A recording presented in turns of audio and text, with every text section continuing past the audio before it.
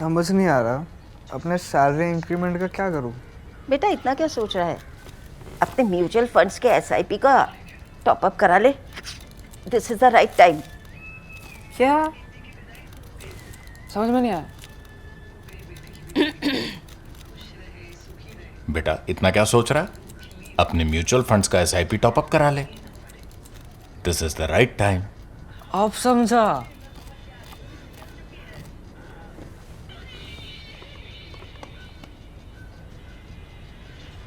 Mutual fund investments are subject to market risks. Read all scheme related documents carefully. Hello and welcome to Geopolitics with Swasti, where Dr. Swasti Rao, our consulting editor for strategic and international affairs, takes your questions on the recent developments on global affairs. So Swasti, of course, most of our questions are on what's happening in West Asia, in Iran, what's happening on the strategic front with US and Israel, where Europe stands, where China is. But we have some pointed questions that are more specific, and one of them has to do with the Strait of Hormuz, has to do with mining. Of course, yeah. So I'll take that question first. So Rima is asking that once an area is mined, how difficult is it to remove those mines from the specific area? Right. So I'm glad, Sapika, you started with it. Also, welcome to the show. So just to sort of give a bit of a perspective, of course, basically, what exactly is it, right? I mean, this is about you've heard of landmines, right? I mean, when there are so many wars where you've heard right from the World War times and even earlier, where two sides and would put landmines to make it more difficult for the other side to advance, because as you step on the mine, it just explodes and there is damage. In a very similar fashion, sea mines also resort to the same thing, where you are basically putting explosive materials either on the bed of the sea, or you are attaching it to the ship, okay, or you are just leaving it floating in the seas and where the currents take them, right? So they are swayed by currents. So there are different types of minings. And the idea is simple, that when there is an objective to stop or to disrupt the movement of a vessel that is going on the sea, you basically activate these mines, right? So that's called mining. Now, this is not the first time sea mines have been laid in wars. This is a very, very old tactic. This has been in very rudimentary, crude forms, being a part of how the Chinese used to fight their wars, etc., etc. A little Google search can give you a bit of a sneak peek into the history of how sea mines have been used. But more recently, you will see that around 18th, 19th century wars, which are more modern in nature, you do see when, things that we usually refer to as the phase of the first generation warfare and around the second generation warfare. Around that time, you do see that this is becoming more and more rampant and more frequent. In fact, even in the later parts, you will see that countries that have, oceans around them or seas around them have actually used this tactic pretty much.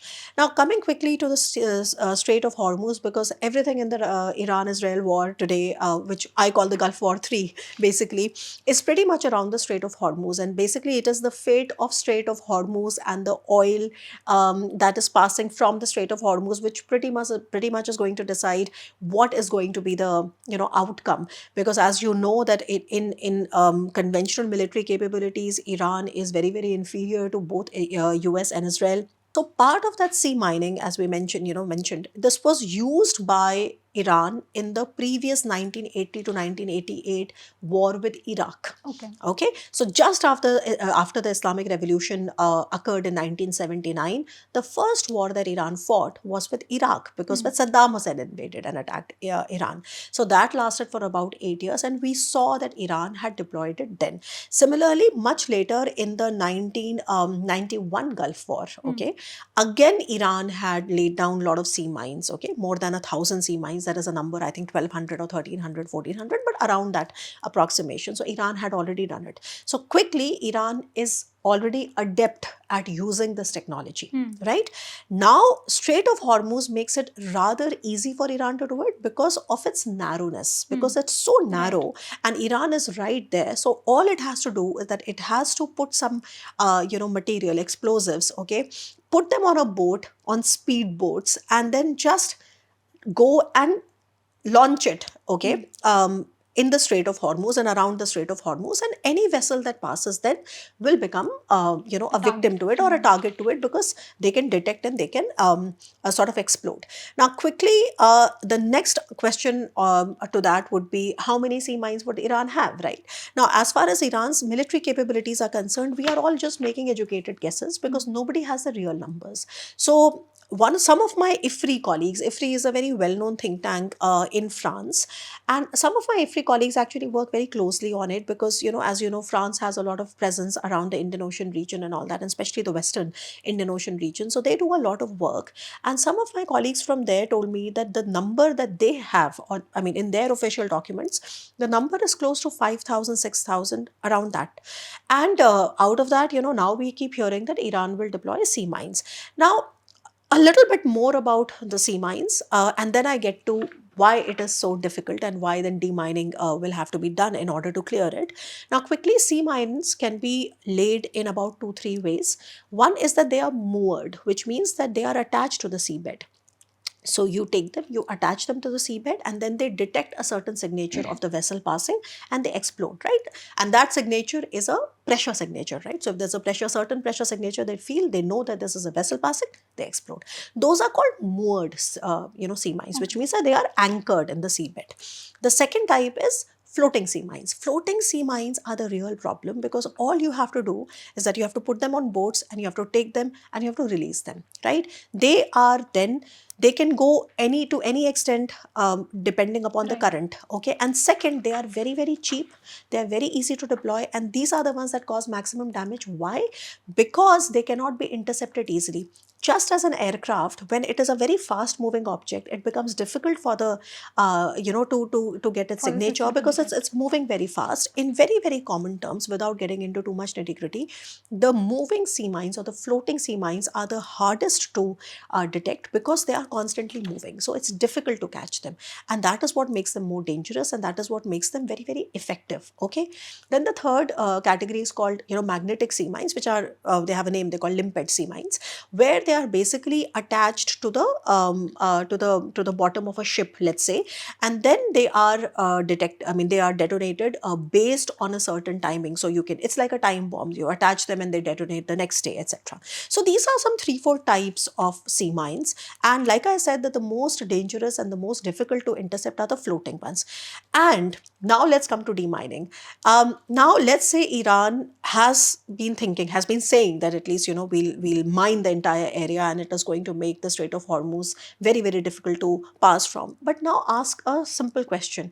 If that really was happening, then how is it that Iran recently came up with a statement that except for US and Israeli and their allies, all other ships can pass, right? Then how is that going to happen? Second, if there is the cheapest method, which I said is the floating sea mines, if Iran actually releases those floating sea mines, after the war, how does Iran regain the control of the Strait of Hormuz? Because remember, from there, Strait of Hormuz is towards the south, and there is a very, very famous island now which has been made famous after US strikes, which is called Kharg. So Kharg is towards the north, but 95% of Iranian oil also passes from there. So how on earth are you then going to deploy capabilities to start demining? Because all these floating, bombs in the sea, right, they have to be then demined. And even for that, they can be done either manually or mechanically. Mechanically, they are very, very expensive. There are specialized equipment for demining. By the way, how do I know it? Because in the Russia-Ukraine war, the Black Sea region is one of the most heavily mined regions in the world.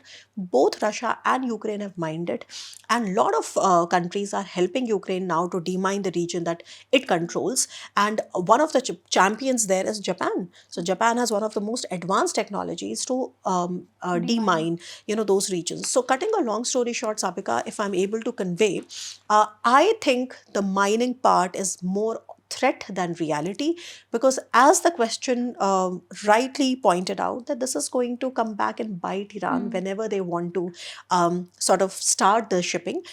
If at all they are looking at the cheap solutions, if they are looking at very targeted solutions, which is that if you are identifying a vessel which you want to destroy or damage, and you go and put those magnetic sort of mines on its base, then it's fine because you know what exactly are you targeting, right? Then it becomes a very specific, particular case. Otherwise, if you leave it generally, then it's like contaminating or poisoning the water that you are going to be coming and drinking later. So that is what makes it so complicated, and the demining, remember, is a very, very expensive proposition. So I personally don't think that the floating mines, etc., are going to be deployed because it is going to come back and bite Iran. Yeah. Swasti, we're talking about war technologies, and our subscribers have also sent some questions. So they're asking what are the key technologies that US and Israel are using in this war that they're calling Operation Epic Fury, Yeah. and are there any technologies that we are seeing that we haven't seen before? That's a brilliant question, because like I said, that especially when you're observing any wars, particularly from a distance, and also with a view of what you can sort of learn from there, I think one of the key things is, of course, what is the new technology that is Right. getting battle tested. In fact, one of the things that makes the Russia-Ukraine war so worthy of studying is also all the battle testing, innovation that we see happening very quickly in the war. So in a similar fashion, even if you look at this Gulf War 3, okay, Operation Epic Fury and Operation Roaring Lion, so to say, that the Israeli call, there is a lot of new technology that has been used. In fact, starting from the role of AI in military technology, I'm sure you may have heard this catchphrase a lot of times. India is also developing a lot of, AI in military technology, but unfortunately, a lot of people don't understand what it means. One of the things that we have seen in this particular war is the role of that AI in military technology, particularly in its application, not just in controlled laboratory conditions, but in real conditions in a real war. So to begin with, I think on the part of the Americans and Israelis, what they've done is that for doing target identification, they have used AI models, and those AI models that the Israelis have used are called Hapsora and Lavender. And what they do is that they basically process the intel, because what happens is when you're collecting intelligence, and that's the crux of machine learning also. When you have deployed a certain machine, let's say a certain computer, which works very fast, to collect a lot of information, that information has to be churned, right? In order for that information to become useful. Otherwise, you only land up with so much information and you don't know what to do about it. All of that information needs to be churned, and how will it be churned? What exactly are the targets that need to be picked up? Is basically what machine learning is all about. So you are telling your computer that these are the particular features, these are the particular patterns that you need to pick up, and then you need to churn them. And through that, you need to make some regression analysis, which basically means predictive analysis. Okay. So that is why AI is so important, because it is able to give a kind of a intelligent picture to all this vast data which is collected by all these intelligence gathering capabilities. So that is how I think, if you look at the war, I think it is being well documented. In a few months from now, I think we will have much more peer-reviewed work coming out. But definitely the application of Lavender and Hapsora as AI models to process intelligence and to generate targets which are linked with IRGC, that has been used, and quite effectively, with that. Similarly, this has more to do with Israel. Now, CENTCOM also, which is obviously American Central Command, they have also used large language models, okay, the LLMs, right? And for what? The CENTCOM has used the LLMs for combat simulation, again for the same thing, right? And you may have heard of this defense platform called Palantir, okay? Okay. So these are all, sort of linked, and they do it for the same purpose, which is that they are using a lot of data to be then, screened properly and to be treated properly, to be put together in a manner which is intelligible, let's say that way. And they again run regression analysis, which regression here in statistics, regression means prediction. So when you run a regression analysis, basically you are trying to put together models saying that this is 90% predictable, this is 95% predictable, this is 99% predictable, etc. Which basically means that the closer you are in terms of your regression value, the better it is, the better chances of success. And we have seen that the Americans have also done it. And this AI is now being used in, upgraded air defenses, whether it's the Patriot or whether it's the Iron Dome, you see all of that. In fact, there have been a lot of AI generated cyber attacks also, I'll talk about that. The second most important, new technology that we have been seeing being used and being sort of tested in this third Gulf War is definitely the drones, As you know, that Americans, and we keep talking about it a lot of times, that Americans and the Gulf countries, etc., Israel, they're running low on interceptors. Why? Because you cannot be taking down these cheap Shahed 136 drones and 238 drones with very expensive missiles. It just basically defeats the purpose, right? Because it's financial loss. So Americans have, for the first ever time, using a drone called the LUCAS. I'm sure you've heard about that as well. At least the military buffs have heard of it. LUCAS, of course, is an acronym. It stands for Low Cost Unscrewed Combat Attack Systems. It is a very cheap drone. It's a kamikaze drone. It's an AI-enabled drone, and it is modeled after the Shahed 136. Okay, so it's America's response to the Shahed 136. The question is, how much can you produce at scale? Because Iranians have been producing the Shahed 136 for so many years. They've been battle tested in Ukraine. They have a lot of data from there. So LUCAS is being used. It's the first ever time that LUCAS is used. Similarly, for Iran, Iran has also now upgraded its Shahed 136, and the upgraded version that Iran is using is called Shahed 238. Now, 238 is moving much faster compared to its predecessor. It is a jet-propelled drone, and it is much faster. So basically, it is more effective. So one of the reasons why a lot of these drone attacks have been very successful is that Iranians themselves have learned lessons, and now they have upgraded. Similarly, Israel. Now, Israel is using what is called mother launcher drone swarms, which is basically again AI enabled. So there is a lot of AI everywhere, and that is why AI is such a game changer. This is to target infra, this is to target a lot of personnel, but long story short, these are also AI enabled drone swarms. So this is about the drones. Then the third one you may have heard a lot of times is definitely the high energy weapons, okay, or the laser weapons. To cut a long story short, both Americans and Israelis have used it. The Israelis part I'll come to later, which is called the Iron Beam, and the Americans have used something called the Helios. And American Navy actually uses a lot of them. And Helios again is an acronym. It stands for High Energy Laser with Integrated Optical Dazzler. And to cut a long story short, what it basically means is that it concentrates high frequency light or high frequency radio waves and concentrates them to the incoming target and basically burns the internal components and circuits. Okay, so that is why they are so effective, and that is why they are so cheap, because you are not really burning your stocks of interceptors. You're not burning, you're not creating and they're also quite cheap, effective, and they're also quite noiseless in some sense, because they're using energy as a weapon.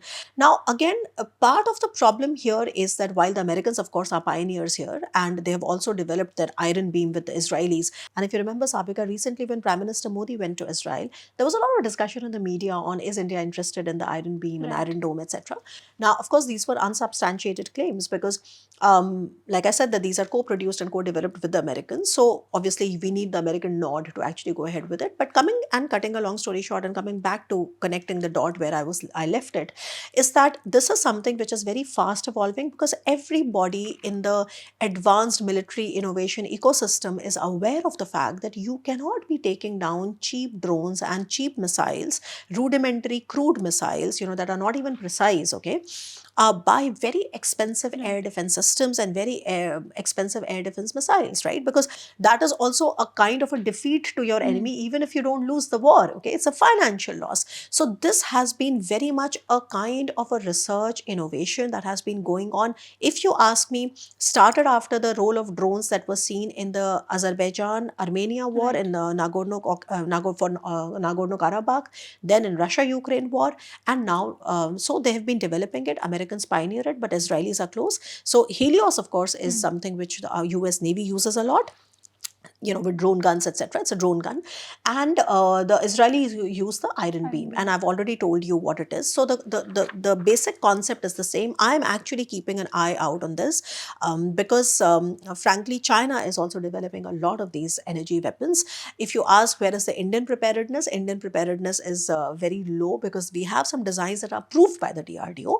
But, all of that is at a very experimental stage. So we don't really have anything which is tangible. And we must not forget ever that China is also very much capable of giving these energy weapons to Pakistan. In fact, there has already been a lot of discussion there. So sitting here in India, of course, the laser weapons being used, their performance is something that I'm watching very closely. Right. And then let me also, tell you about certain new advanced missiles that are being used by Israel. So you may have heard of Arrow 3, and you may have heard of David Sling. So the updated version of these missiles are used again for the first time in this particular war. These are so just the key difference between the two is that Arrow 3 is basically a long range air defense missile, and David Sling is a medium range one. So they are also using this, and this is to intercept, of course, Iran's big inventory of ballistic missiles that Iran has been firing at them.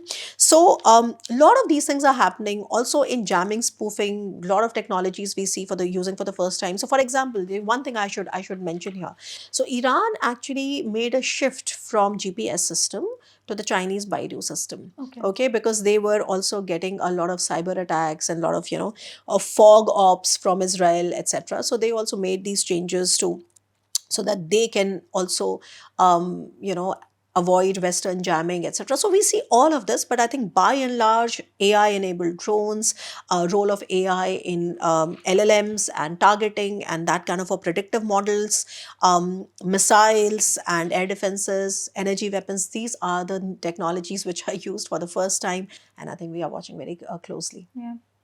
Swasti, so going back to the larger picture, going back to the larger strategic outlook that is being used in the war, so a lot of questions have been posed on that. So our subscriber Ahadi asked, for him or for most of us, it's unclear what the US and Israel have gained thus far, and what is the strategic motive or outlook towards this war, and does this war have strategic clarity from all sides? Yeah, very good question.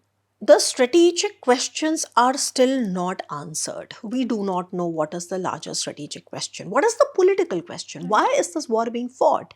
Do you want to obliterate the state of Iran? No, you can't do that. Nobody in the Gulf wants another splintered Iran, like another Syria. Nobody in the Gulf can afford it actually. Okay, do you want to obliterate the nuclear capabilities of Iran? If so, part of it was already done in the 12-day war, no? So then why are you doing it again? Okay. Now, so long and short is that the political questions are questions that have not been answered very well. Initially, when Donald Trump made his first remark, he said regime change. And then he put it in a way, he said, okay, we are going to drive it to a point and then we are going to leave it to the Iranian people. Iranian people have, they are already poor. They are completely controlled by the IRGC. The IRGC is not simply something that is working top down. It is a very, very grassroots kind of a presence it has, entrenchment has had. IRGC is not just controlling the military of Iran and the military capabilities and all that. IRGC is also controlling lion's share of all the oil, gas and construction industry, okay, in Iran, okay. Then there are bunyads that are controlled by clerics. Again, something which is a very tightly sort of controlled sector of the Iranian economy. Right. How are these Iranian people that have been killed left, right and center going to do anything about regime change? So what I'm trying to say here is that to my mind, I have not seen the larger political questions being answered or being analyzed, right? Donald Trump something else, Marco Rubio says something else, the general says something else. So there is a gap. There is a gap. What I can say is the military picture, which is clear. Very clearly, the Americans and the Israelis want to degrade Iran's military capabilities. And if you ask me, as far as the military campaign is going, the military campaign per se, I'm not talking about the second order and the third order implications that we see in terms of closure of Strait of Hormuz and all the disruption in oil and gas supplies. Military campaign is going fine. It is true. They have been able to have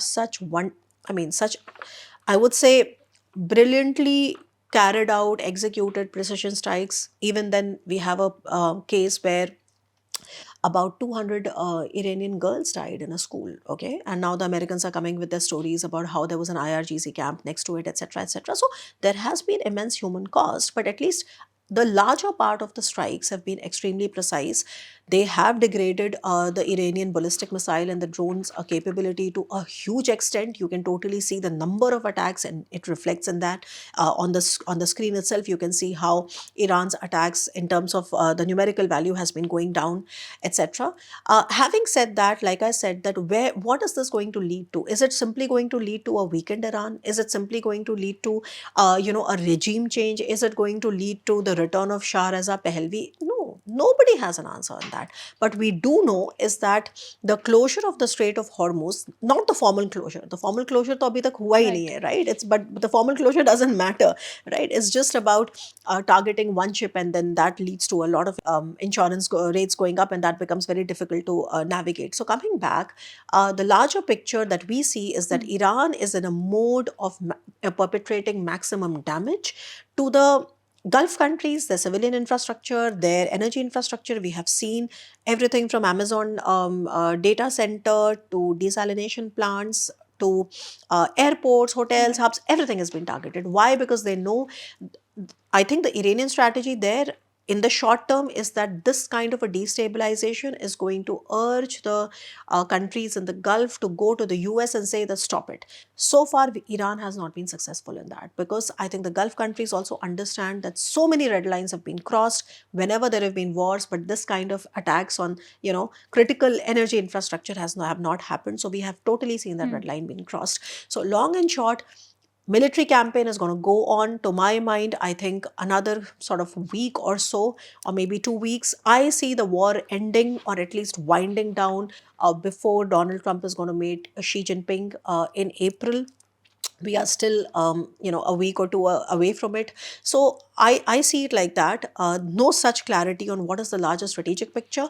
But yes, I think to degrade and to weaken the Iranian regime, to obliterate the network of proxies, at least in a manner that gives a certain stability to the region, is very, very clear. I do see simultaneous strikes, not just about what is happening with Iran, but I do see simultaneous Iranian strikes on Hezbollah and Lebanon. In fact, that has been very serious, because the Lebanese government themselves said that no, we don't want Hezbollah anymore. We also see a lot of American strikes on Shia militias in Iraq. And as you should know, that Iran just doesn't have 3 main proxies, but it has more than 100 militia groups spread all across the Gulf, particularly in Iraq, Syria, etc.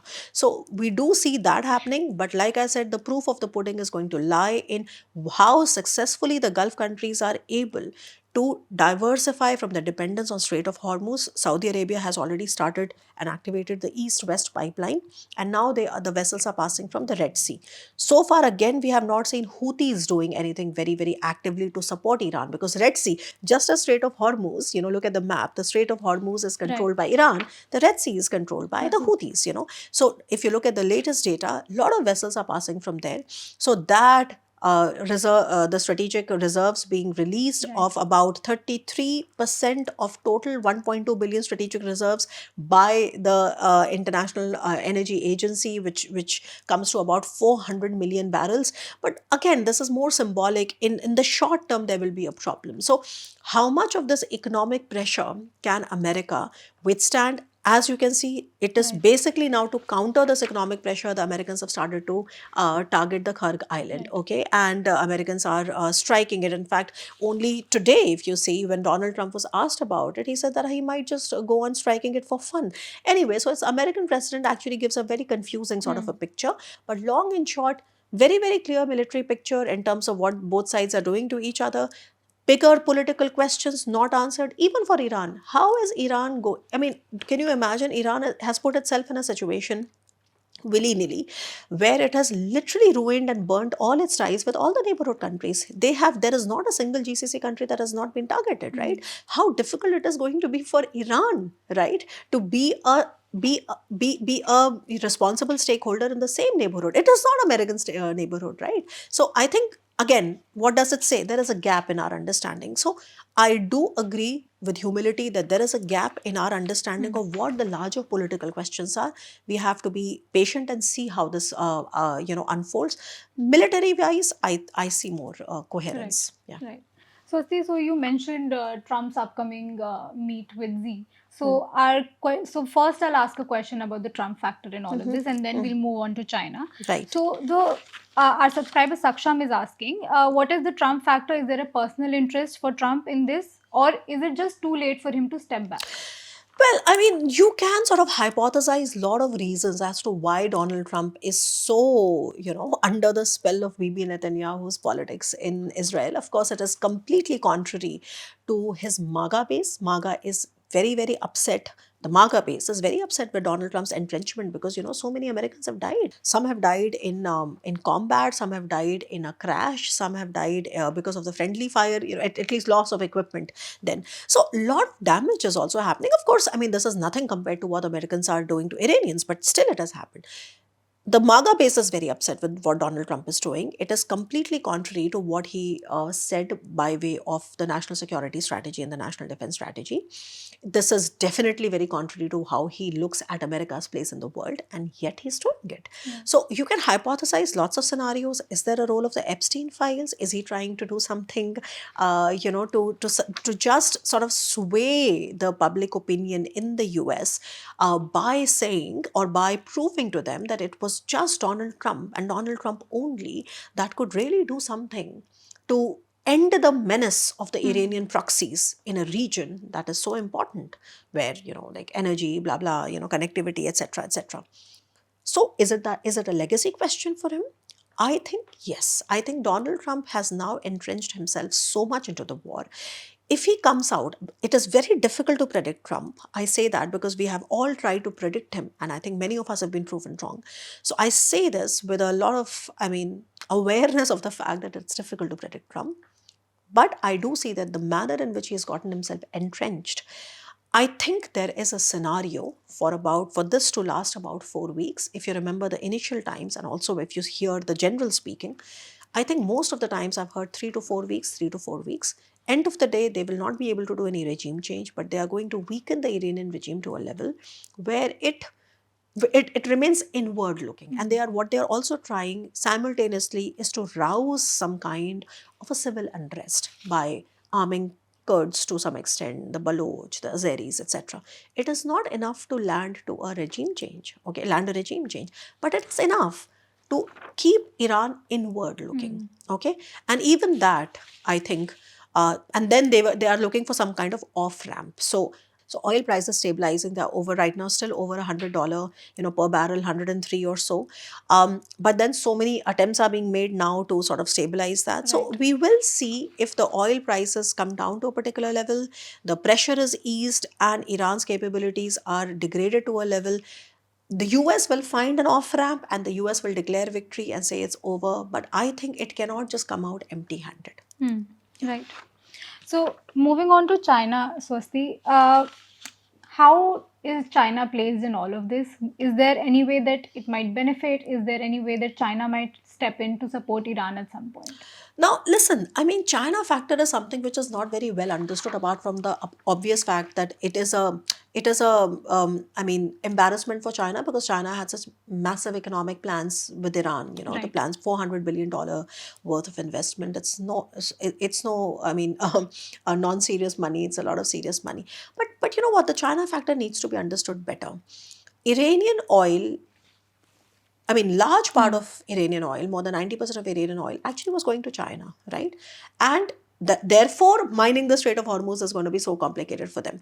But that's not the only thing. So if you look at it this way, you see that fine, what Donald Trump is doing is that Donald Trump is then cutting all this oil supply off, to China, first from Venezuela and then from Iran. But yes, Russia is also selling a lot of oil to China, right? So what about that? Okay, one. Second, what I think a lot of people miss is that while Iran is the number one supplier of oil to China from this region, the number two supplier is Saudi Arabia. Right. Right? It complicates the strategic calculus of what we are discussing. So China is not particularly happy with what is happening. Remember, just as China tries to play the role of a balancer, China tries to play all sides. China had a lot of economic ambitions with Iran. China also has a lot of massive investments with the Gulf. Right? So all this attacks on critical infrastructure, blah, blah, this is against China's strategic calculus. Okay. And that is why, if you see, China has been asking Iran to stop attacking its neighbors. Yes. Right? So you cannot really find one simple level of analysis to explain the China factor. Indeed, on the one hand, there is a loss for China. Indeed, China is playing a bigger role by way of sending air defenses and other dual-use equipment to Iran. But at the same time, the Chinese economic interests are going to be significantly, hampered if the war stretches for too long, for all the reasons that I just mentioned. So it is a complicated situation. Don't buy these simplistic arguments where you can just take one brush and just paint the entire picture with one color. That will evade the ground reality. So it's a complicated picture. And also remember, China's BRI projects are not doing well. In fact, we have a question on that, isn't it? Yeah. So, Swasti, another question on China and its dependency with oil. So, Anil is asking whether China will ever be able to dream of itself as a superpower like America because of its dependency on oil, and combined with the fact that it does not have a natural border protection or the two big beautiful oceans as Trump calls it. Well, China doesn't have the two big beautiful oceans, please understand, without a doubt, As far as, so he's right there. As far as dependencies on oil is concerned, understand, China is aware of its huge dependencies on oil. So Chinese have done 2-3 things. One, China has one of the largest reserves. Okay. Right. One, they have done it. They have been preparing for these worst case scenarios. Second, if you look at how the share of Chinese energy basket has been now sort of going towards more and more renewables. Although renewables also, remain to be very, very energy intensive because you require a certain kind of energy to do that as well. So green hydrogen and the grey hydrogen, etc. And that argument. But coming back, what China has also been doing is that they've been going electric. Electrification, lesser dependence on oil. That has been a stated goal of the Chinese, planning. So if they are able to do that in time, you will see that China will not be as vulnerable because China realizes its vulnerability. So, Swasti, we come on to the question of the BRI, and we've received a question about that. I think it makes sense because we are discussing China, right? Right. Yeah. So they're asking we have not heard much about it recently, and what are the developments on it? Have the Chinese progressed with their strategies on that front? Right. Very good question. BRI has been spluttering. There is spluttering going on in BRI, which means that it is not going as expected. It is not just, so BRI, when you see its projects in South Asia, it's like the string of pearls, okay? Usually that is referred to string of pearls, which is that it's a kind of an encirclement of India, starting with the exception of Bhutan, every single of India's neighbors has signed up for the BRI, right? And it's kind of a string of pearls that way. But the same BRI, when you look at its misadventures, so to say, in Europe, it's called the 17+1 mechanism. It's not working there as well. Okay. So long and short, BRI has had a problem. It was launched in 2013, right? So it's been more than 10 years now. Now we are in the 13th year. And this was Xi Jinping's grand sort of, vision to economically dominate the rest of the world. It has been a victim of over-promise and under-delivery. So you promise a lot, but you are not able to deliver.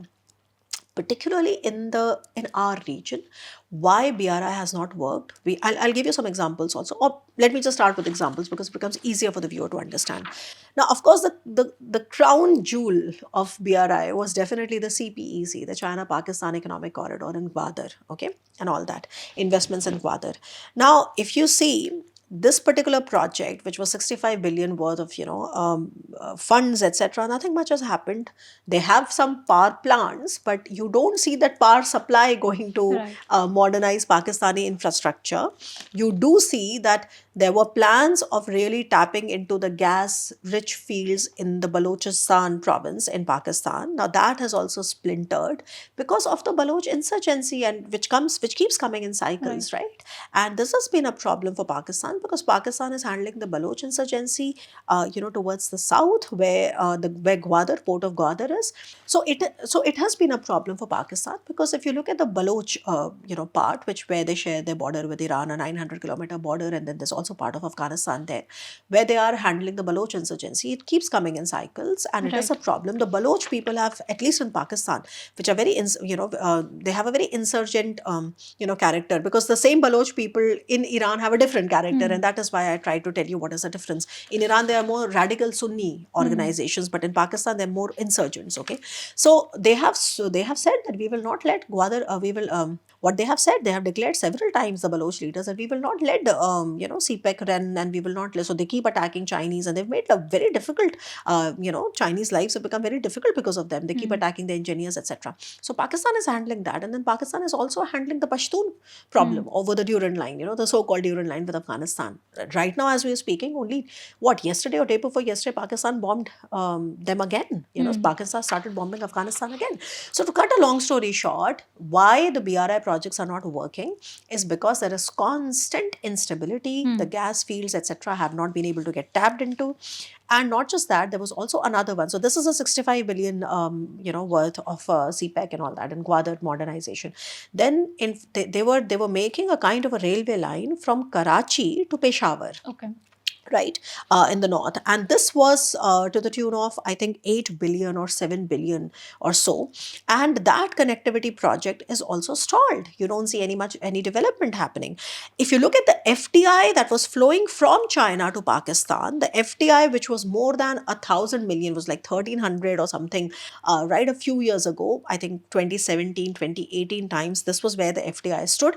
It has seen a sharp fall. It is now not even 900 million, right, in 2023, 2024, and we see a downward trend happening, which basically means to say that the Chinese are very, very wary of all the instability, because of which they are not able to really start it. So this is some part of the instability that weaves into why the BRI projects are not working.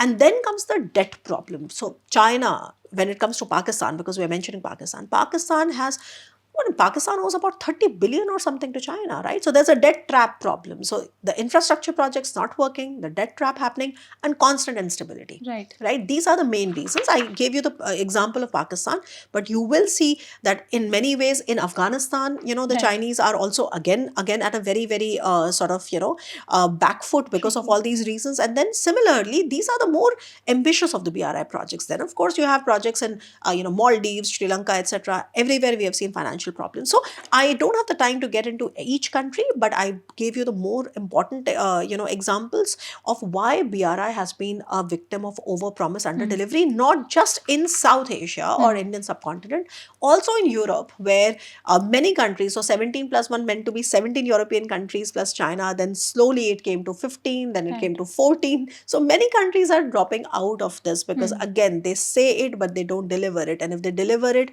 there is still problem with respect to precision, safety, etc., etc. So this is being a problem. Internally, Sabika, just one more thing. One of the reasons why BRI has been seeing this problem is that BRI is something which is not controlled by the central committee, okay? BRI is something which is actually controlled by the provincial governments, okay? So if you know, currently within China also there has been a bit of a problem with respect to purges and too many things happening. So perhaps that internal sort of whatever, recalibration they are having inside of China, I don't have so much time to go into it, but internal arrangement and structuring of how the BRI projects are done. So it is signed between that provincial government and the host country. And externally, debt entrapments and political instability and FDI rates falling, etc. All of these things sort of play a role, and that's why BRI is not really working as at least the Chinese envisioned it.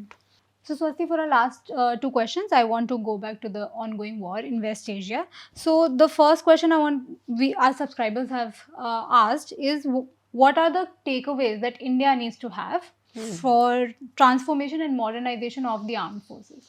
So exactly, one of the key takeaways is the role of AI, and you've seen in last few years, Indian government has done, in fact, the armed forces have done a lot of, I would say, collaboration and projects on what is the role of AI, how can you sort of better learn from it, because that's what you have to learn from what is going around, you. So that's one. The second, of course, the key takeaway is the cheap interception of drones and cruise missiles, because if you still look at India, while we have done a lot in terms of, and we saw a lot in Operation Sindoor as well, where not just Indian made drones but also a lot of Polish drones, etc. They were very instrumental in taking down the Turkish drones, etc.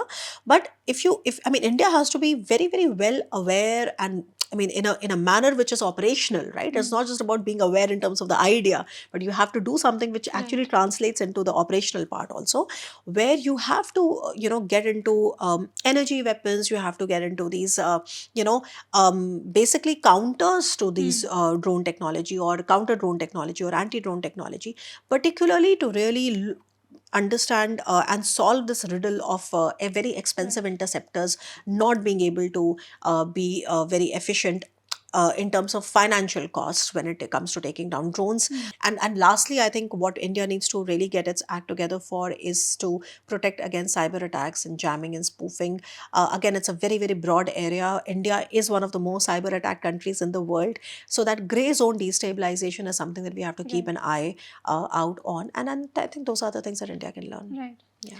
So for our last question, Swasti, a subscriber is asking that a lot of countries right now with Iran, Afghanistan, now attacks in Lebanon, Ukraine, Russia, a lot of countries right now are undergoing destruction. Yeah. So when the time comes for reconstruction, how does that happen? Does the Oh. IMF and the World Bank also play a role in it, and how do countries contribute? Everybody has to play a role in. I mean, we don't even have figures of how much will this reconstruction cost, frankly. I mean, just for the Ukraine war alone, we know that it's already reached in trillions. Okay. So I don't have a number to give you, frankly, about, okay, this is the cost of the total global reconstruction.